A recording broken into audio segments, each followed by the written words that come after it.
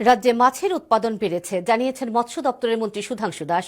পরিত্যক্ত পুকুরগুলো মাছ চাষের উপযোগী করে গড়ে তোলা হচ্ছে বলে তিনি জানান।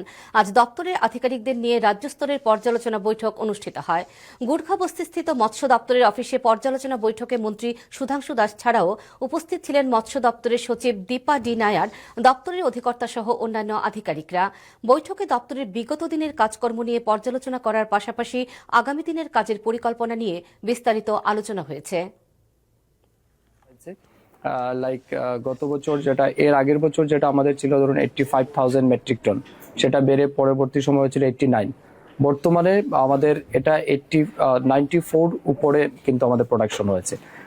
এর মূল কারণ হচ্ছে আমরা কিন্তু ফিশারি ডিপার্টমেন্টের মাধ্যমে বিভিন্ন স্কিম, যেমন আমাদের স্টেট ফান্ডেড স্কিম যেগুলি আছে, মুখ্যমন্ত্রী মৎস্য বিকাশ যোজনা, সেন্ট্রাল গভর্নমেন্টের স্কিম যেমন প্রধানমন্ত্রী মৎস্য সম্পদা যোজনা, এই দুইটা স্কিমের আওতায় কিন্তু রাজ্যে অনেকগুলি পুকুর আমরা নির্মাণ করেছি, নতুন পুকুর খনন করা হয়েছে, পরিত্যক্ত জলাশয় যেগুলি ছিল সেগুলি সংস্কার করা হয়েছে।